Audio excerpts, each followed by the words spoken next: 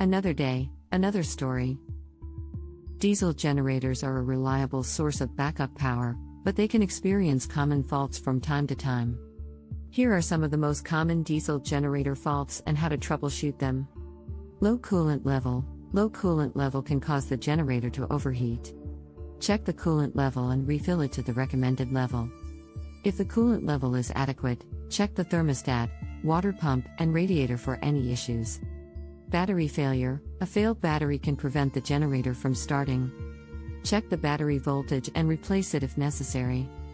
Ensure the battery terminals are clean and properly connected. Fuel contamination. Fuel contamination can cause the generator to fail to start or run poorly. Drain the fuel tank, replace the fuel filter, and refill the tank with clean fuel. Air in the fuel system. Air in the fuel system can cause the generator to fail to start or run poorly. Bleed the fuel system to remove any air pockets. Dirty air filter. A dirty air filter can cause the generator to run poorly or fail to start. Clean or replace the air filter as needed. Oil leaks. Oil leaks can cause damage to the engine and affect the generator's performance. Check for leaks around the oil filter, drain plug, and valve covers. Replace gaskets or seals as needed. Faulty voltage regulator. A faulty voltage regulator can cause the generator to produce low or high voltage. Check the voltage regulator and replace it if necessary.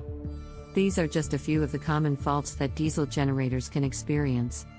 Regular maintenance and inspections can help prevent these issues from occurring. Thanks for watching.